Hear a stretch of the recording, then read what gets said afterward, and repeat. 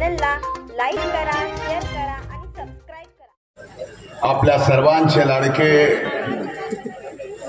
आदरणीय दादा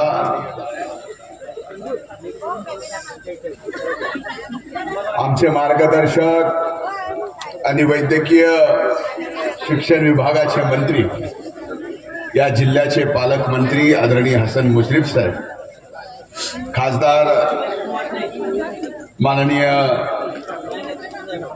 संजयजी मंडलिक साहेब, या भागाचे लोकप्रिय आमदार माननीय राजेशजी पाटील साहेब, माननीय एवायजी पाटील साहेब, बाबासाहेबजी पाटील असुर्लेकर, भिकू तुकारामजी गावडे, नगराध्यक्षा प्राची कानेकर, फिरोज मुल्ला, उपनगराध्यक्ष गोपालरावजी पाटील, अनिकेतजी घाडगे, संग्रामजी कनेकर, उपस्थित व्यासपीठावरील महायुतीचे सर्व सन्माननीय नेते,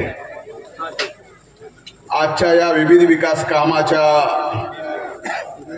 भूमिपूजन आणि लोकार्पण सोहळ्याच्या कार्यक्रमाच्या निमित्तानं इथं उपस्थित माझ्या माता भगिनी, वडीलधारी मंडळी आणि मोठ्या संख्येने इथं उपस्थित असलेल्या आणि उत्साहात असलेल्या माझ्या तरुण भावांनो, पहिल्यांदा माझ्यावर सभेत असा प्रसंग आला की एका सहकारी विधिमंडळातील आमदाराच्या मतदारसंघात येऊन मीच या भागाचा आमदार असल्यामुळं मीच या सभेचं प्रास्ताविक करत आहे असं मला वाटायला लागलं, कारण दादांनी तेवढे पैसे पण दिलेत।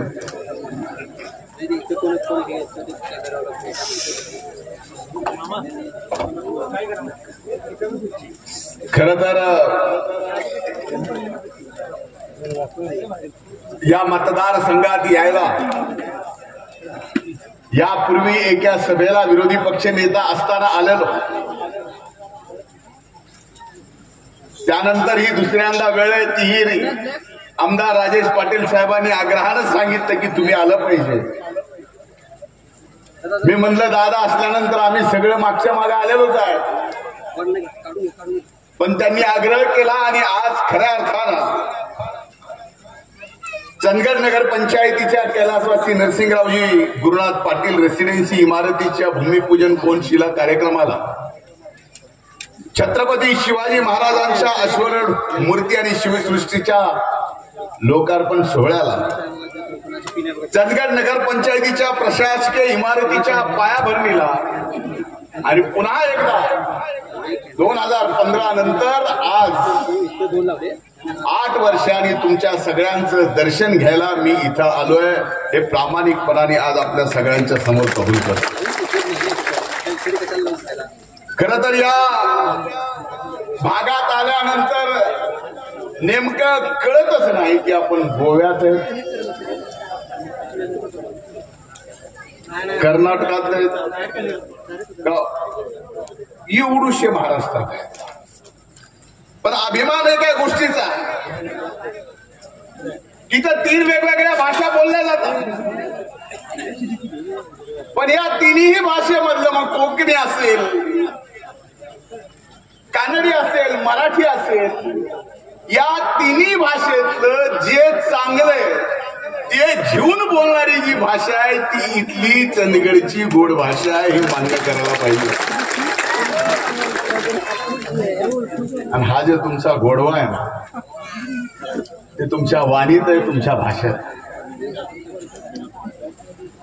खरं तर या भूमी बाबतीत काय बोलावं, राजेश पाटील साहेब आपण नशिबान आहात, यामुळं नाही की कैलासवासी नरसिंगराव पाटलांचे तुम्ही चिरंजीव आहात,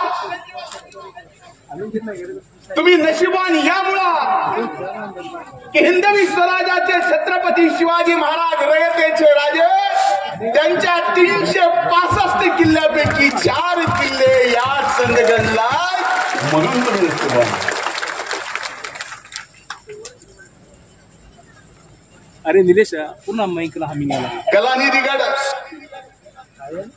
गंधर्वगड, मायपाळगड, पारगड, आणि हे सगळं चंदगड.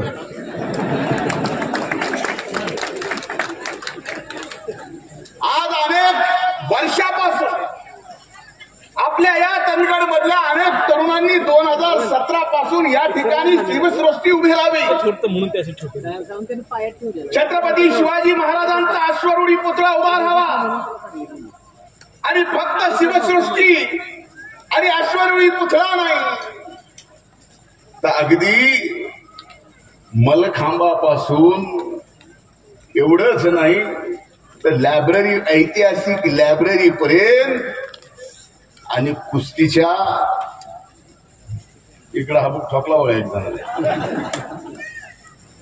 हे सगळं एका ठिकाणी. आणि 2017 पासून चंदगडचे आमचे हे तरुण भाऊ प्रयत्न करतात. मी त्यांच्या प्रयत्नाला आणि नंतर राजेश पाटलांनी केलेल्या पाठपुराव्याला आणि आदरणीय दादांनी दिलेल्या निधीमुळं आज हे स्वप्न पूर्ण होत आहे. या सगळ्यांचं मी मनापासून या ठिकाणी अभिनंदन करतो. खरं तर या 2019च्या पहिल्या निवडणुकीत नगरपंचायतीच्या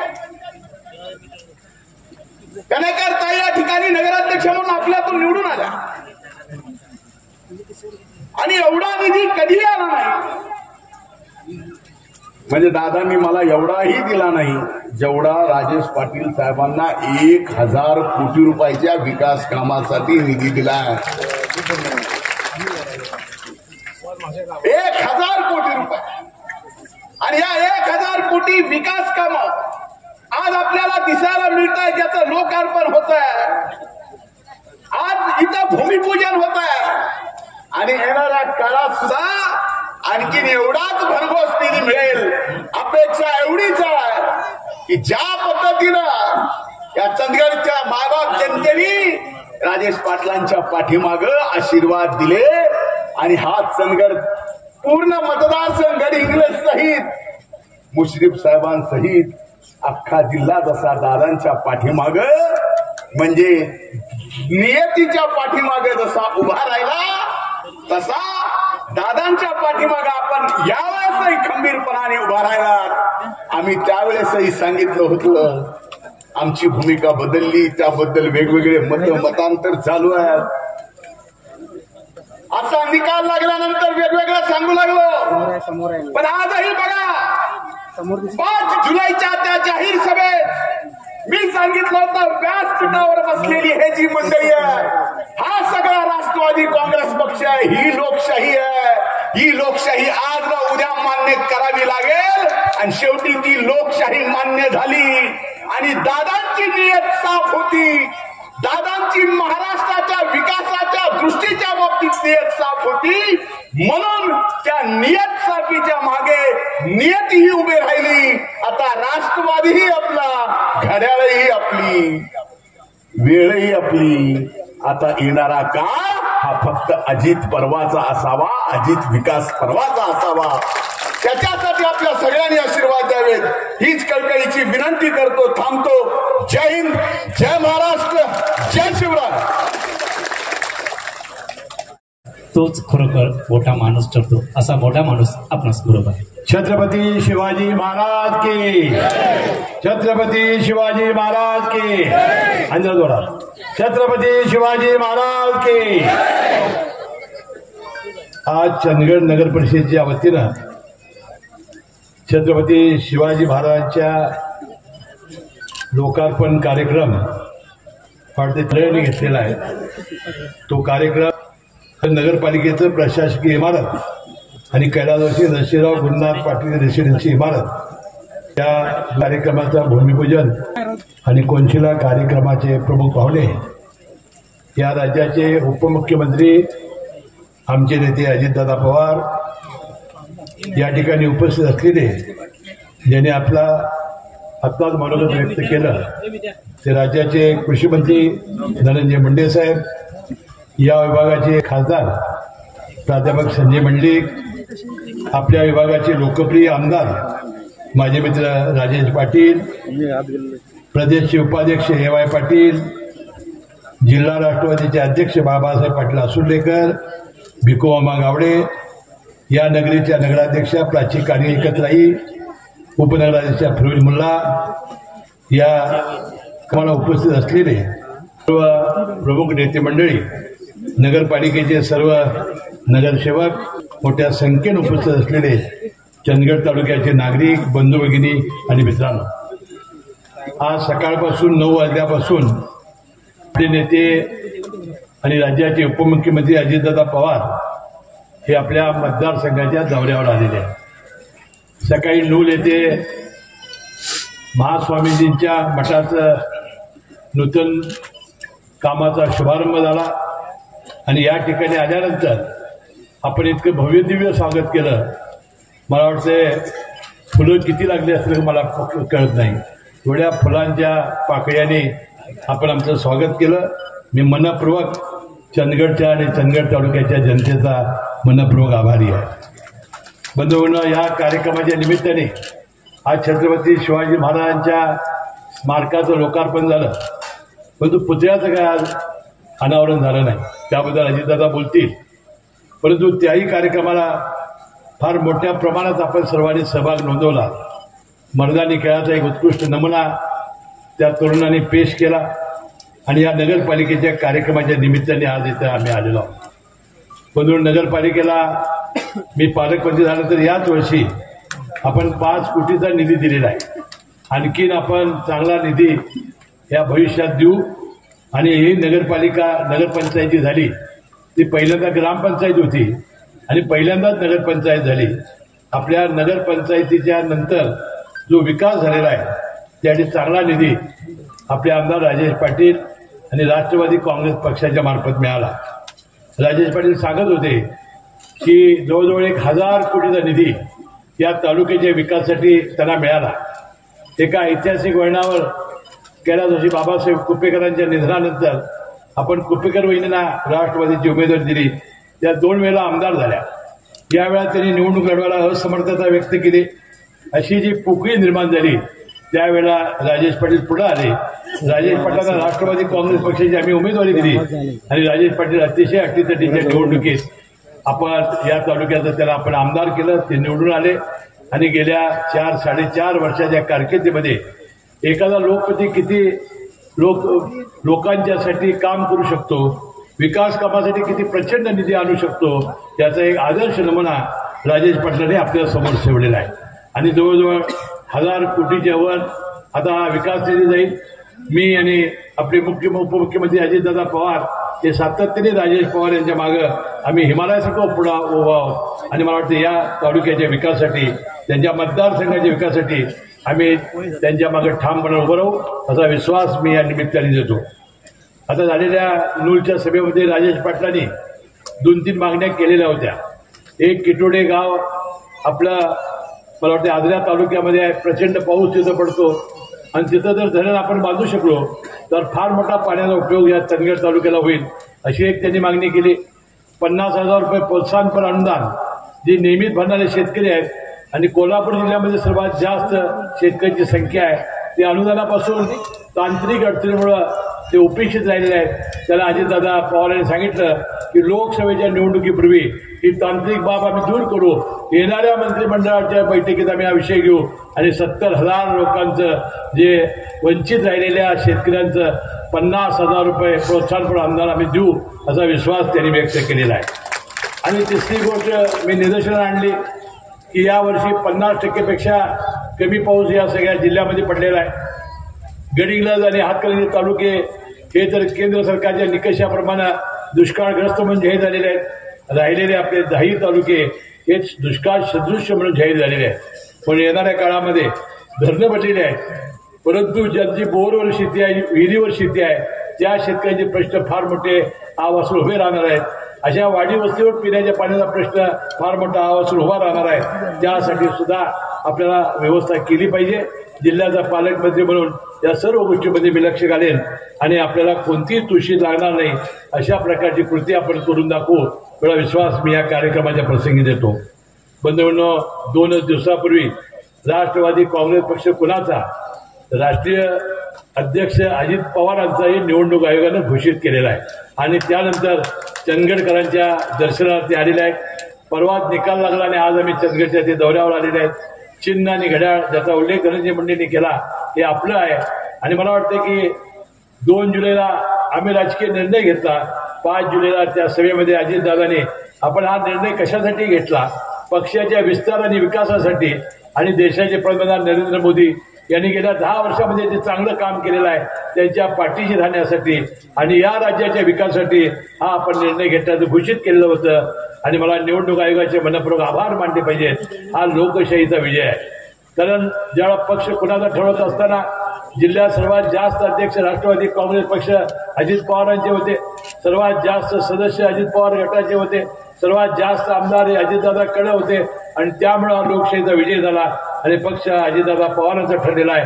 आता या निमित्ताने चंदगडकरांचं पहिलंच हा कार्यक्रम आहे. या निमित्ताने मी अजितदादांचं मनपूर्वक अभिनंदन करतो, चंदगडकरांचं मनपूर्वक अभिनंदन करतो. आपल्या सर्व कामामध्ये आपल्या आमदाराच्या मागे आम्ही ठामपणाने उभं राहू एवढा विश्वास व्यक्त करतो. आपली रजा घेतो. जय जय महाराष्ट्र.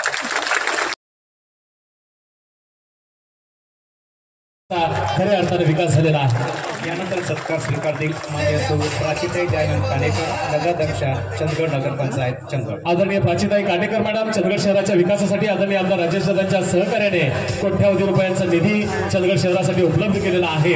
त्याचबरोबर आदरणीय दयानंद काटेकर साहेब, चंदगड अर्बन बँकेचे चेअरमन, चंदगड शहराच्या विकासाचा कायापालट करण्यामध्ये महत्वाची भूमिका आदरणीय काटेकर साहेबांची आहे.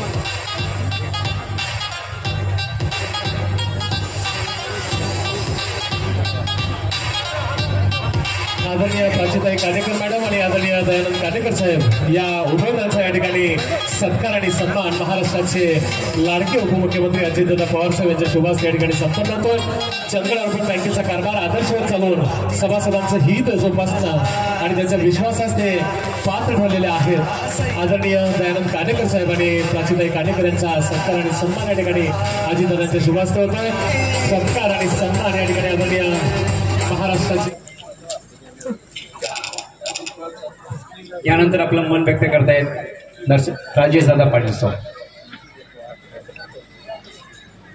महाराष्ट्राचं आराध्य दैवत छत्रपती शिवाजीराजेंना वंदन करून चंदगडच्या रवळनाथाला नतमस्तक होऊन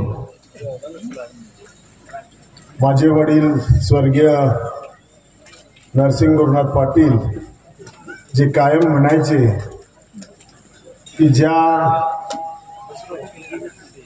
व्यक्तीचं पाय देऊन पाणी जरी पिलं तरी त्याचे उपकार कमी होणार नाहीत, ते महाराष्ट्राचं बुलंद नेतृत्व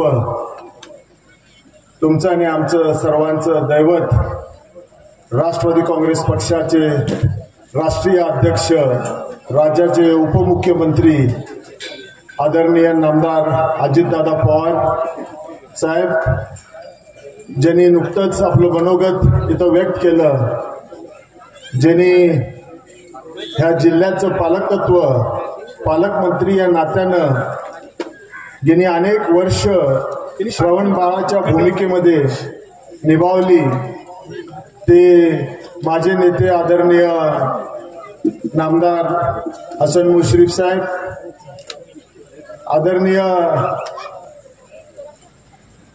दादांच्या आणि माझ्या विनंतीला उपस्थित राहून इथं उपस्थित असलेले राज्याचे कृषी मंत्री, आपल्या तरुणांचे आशास्थान धनंजय मुंडे साहेब, ह्या विभागाचे खासदार सन्मान्य प्राध्यापक संजय मंडलिक, राष्ट्रवादी काँग्रेस पक्षाचे जिल्ह्याचे राज्याचे उपाध्यक्ष आदरणीय ए.वाय. पाटील साहेब, व्यासपीठावर उपस्थित असलेले जिल्हा राष्ट्रवादी काँग्रेस पक्षाचे अध्यक्ष आदरणीय बाबासाहेब पाटील आसुर्लेकर, चंदगडच्या नगराध्यक्षा सौ प्राची कानेकर मॅडम, चंदगड अर्बनचे चेअरमन आदरणीय दयानंद कानेकर, या नगरीचे उपनगराध्यक्ष सन्माननीय फिरोज मुल्ला, व्यासपीठावर उपस्थित असलेले राष्ट्रवादी काँग्रेस पक्षाचे तालुका अध्यक्ष भिकू गावडे साहेब, उपाध्यक्ष परशुराम पाटील साहेब, गडिंग्लज कृषी उत्पन्न बाजार समितीचे अध्यक्ष अभयरावजी देसाई सरकार,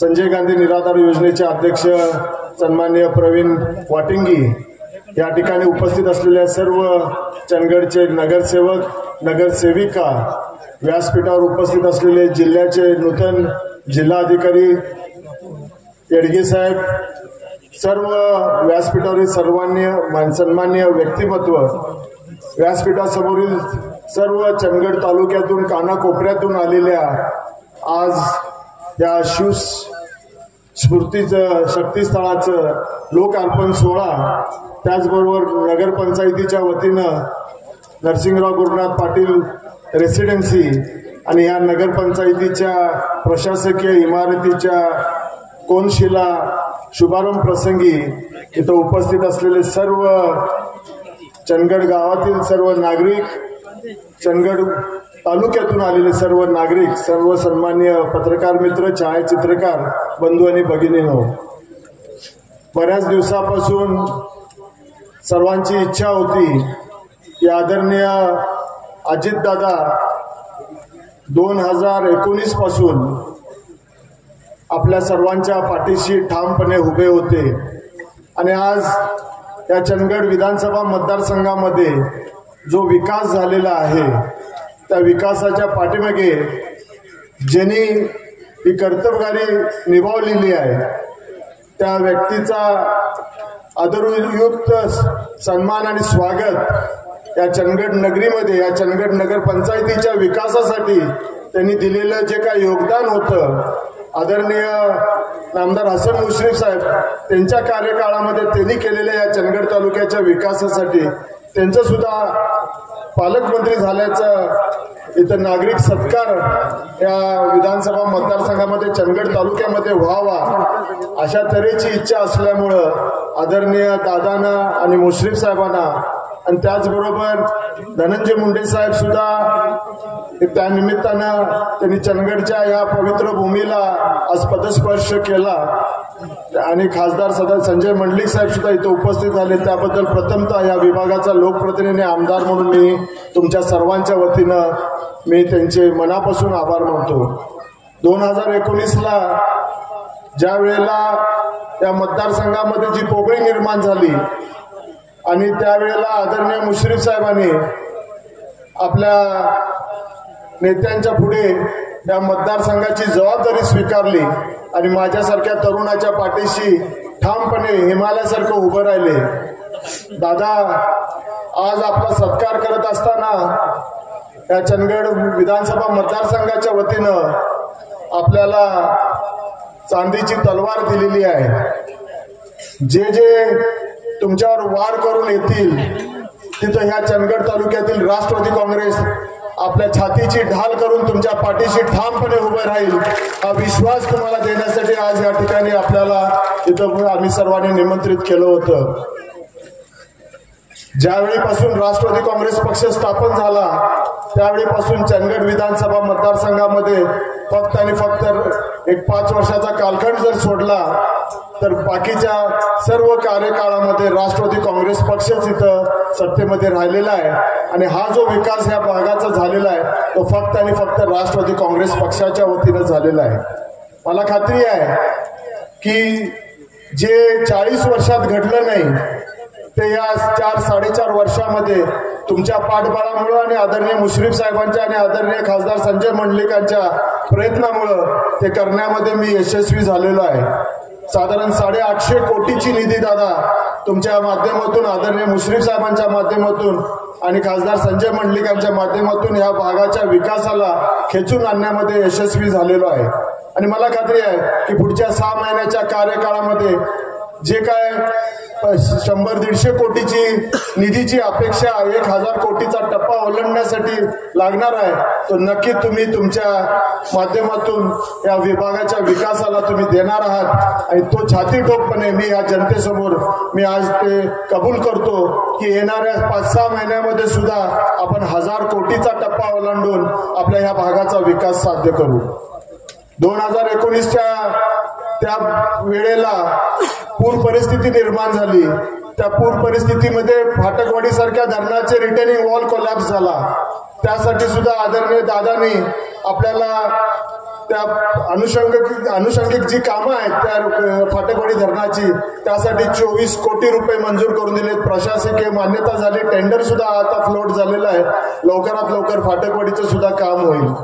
या भागाच्या विकासासाठी 2013 पासून जे प्रलंबित आणि रखडलेला प्रश्न होता, ट्रॉमा केअर सेंटर आणि 50 बेडचं उपजिल्हा रुग्णालय, 2019ला दादांच्या नजरेखाली तो विषय घातल्यानंतर दादाने लगेच हलकर्णी MIDC मधली 4 एकर जागा दिली आणि त्यासाठी तिथं आता 34 कोटीचं ट्रॉमा केअर सेंटर, 20 बेडचं ट्रॉमा केअर सेंटर आणि 50 बेडचं उपजिल्हा रुग्णालयाचं आज टेंडर झालेलं आहे.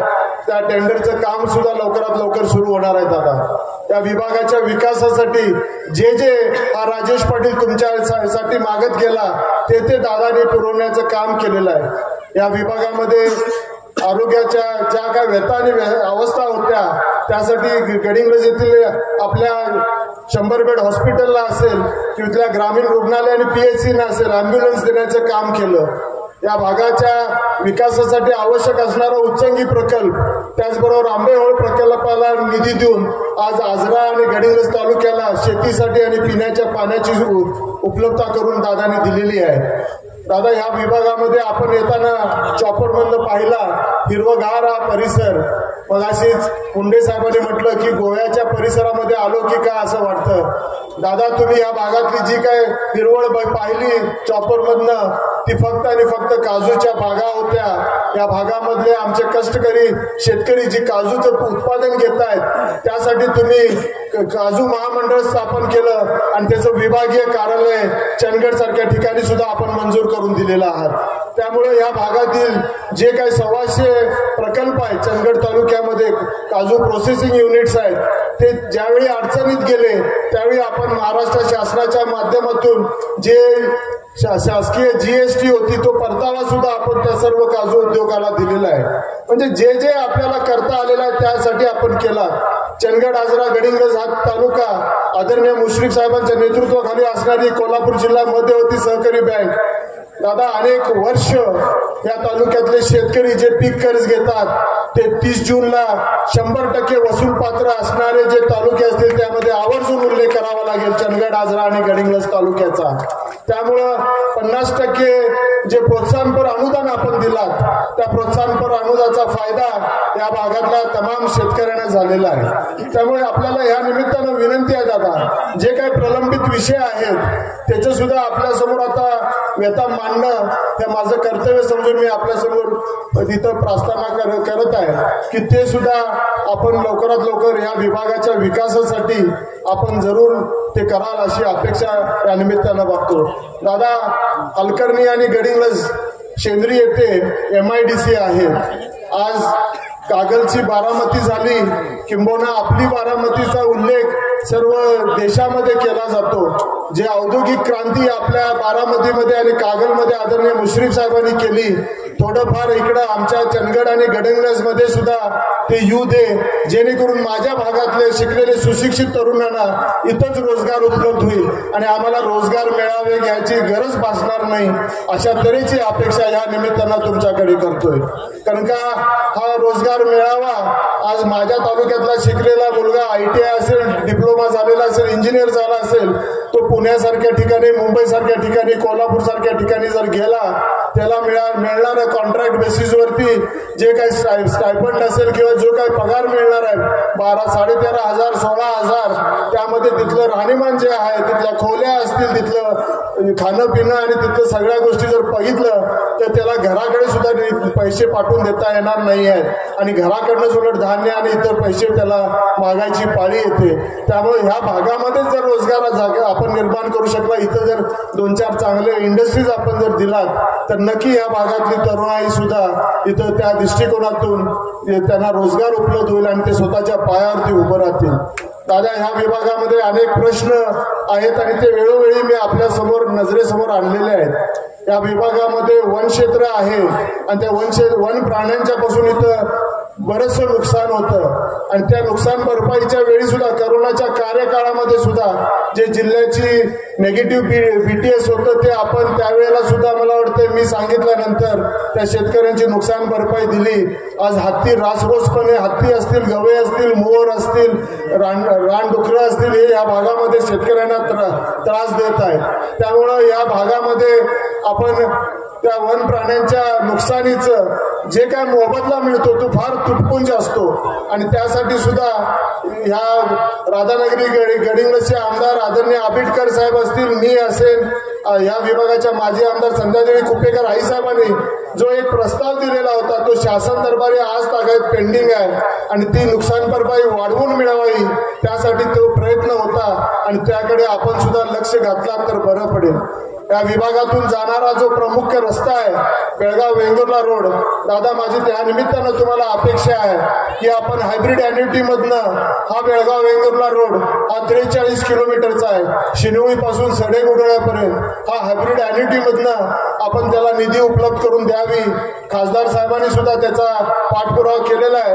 मी स्वतः आदरणीय नितीन गडकरी साहेबांच्याकडे गेलो होतो, पण हा स्टेट हायवे कडून नॅशनल हायवेकडे वर्ग न झाल्यामुळं त्या तऱ्हेची निधी त्यांना उपलब्ध करून देता आली नाही आणि आपण आता हायब्रिड ॲन्युटी मधनं तो प्रस्ताव सादर केलेला आहे. त्यासाठी सुद्धा लवकरात लवकर निधी उपलब्ध होऊन मिळावी अशी अपेक्षा करतो. दादा, ह्या भागामध्ये आपल्या माध्यमातून अनेक MI टँक आणि फाटकवाडी असेल, जंगमट्टी असेल, आपलं जांभरं असेल, असे अनेक प्रकल्प झालेत. अनेक वॉटर बॉडीज इथं आहेत. या भागामधला एक प्रकल्प जो माझ्या वडिलांनी त्यावेळेला सुरू केला होता आपला मत्स्य बीजचा, तिलारी येथील मत्स्य बीज प्रकल्प, आजपर्यंत गेली 10 वर्ष शासनाच्या दुर्लक्षामुळे रेंगाळलेला आहे. त्याला साधारण 10-12 कोटी जर दिला तर या कोल्हापूर जिल्ह्याला जे काय लागणारं मत्स्य बीज आहे, कोल्हापूर, सांगली, सातारा या 3 जिल्ह्यांना हे इथं उत्पादन करता येईल आणि आपल्याला मँगलोर किंवा कलकत्ता किंवा दुसऱ्या राज्यातून ते मत्स्य बीज आणण्याची आवश्यकता भासणार नाही आहे. दादा, ह्या भागामध्ये काय नाही असं नाही आहे. चांगले गोड फणस आहेत. मगाशी जे धनंजय मुंडे साहेबांनी सांगितलं की इथली चंदगडची माणसं ही फणसासारखी गोड आहेत. ह्या भागामध्ये ऊस आहे, नाचणा आहे, भात आहे, केळीची लागवड आहे, काजूच्या बागा आहेत, रताळी आहेत, सगळ्या गोष्टी आहेत.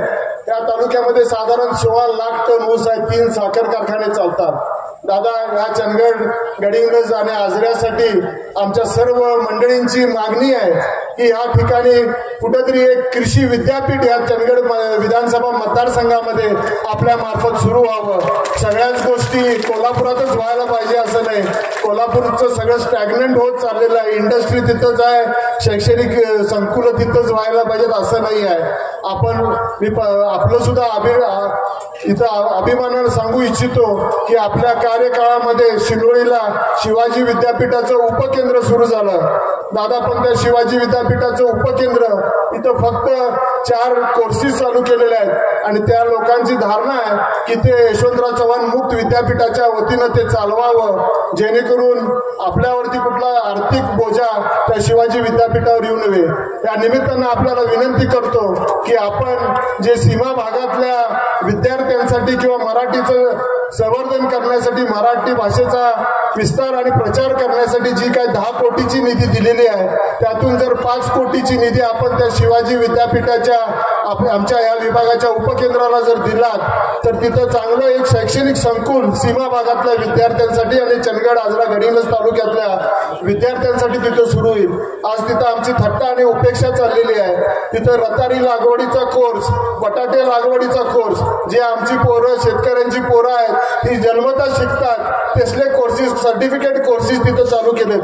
मुलींसाठी शिवण क्लास कोर्स आणि एक MSICTचा कोर्स चालू केलेला आहे. त्या निमित्तानं दादा, सीमा भागातल्या बांधवांच्या वतीनं सुद्धा मी विनंती करतोय, त्या विभागाचं नेतृत्व करणारे माझे वडील, त्यांची पुरी हयात ह्या मतदारसंघामध्ये ह्या विकासासाठी त्यांनी घातली आणि त्यामध्ये साधारण या सीमा प्रश्नासाठी सुद्धा त्यांनी आपलं जे काही योगदान द्यायचं होतं त्यावेळी त्यांनी दिलेलं होतं आणि आजपर्यंत तो प्रश्न सुटलेला नाही आहे. पण त्या सीमा भागातल्या मराठी भाषिक विद्यार्थ्यांसाठी आपण तिथं तुडियाला नरसिंहराव गुरुनाथ पाटील कला वाणिज्य आणि विज्ञान विद्यालय सुरू केलेलं आहे.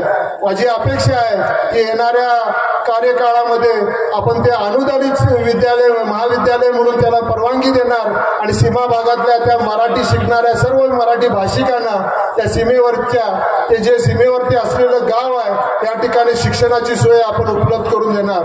आपण आपल्या कार्यकाळामध्ये सीमा भागातल्या 865 खेड्यातल्या जनतेसाठी महात्मा ज्योतिबा जन आरोग्य योजना, महात्मा ज्योतिबा फुले जन आरोग्य योजना लागू करून दिलेली आहे दादा.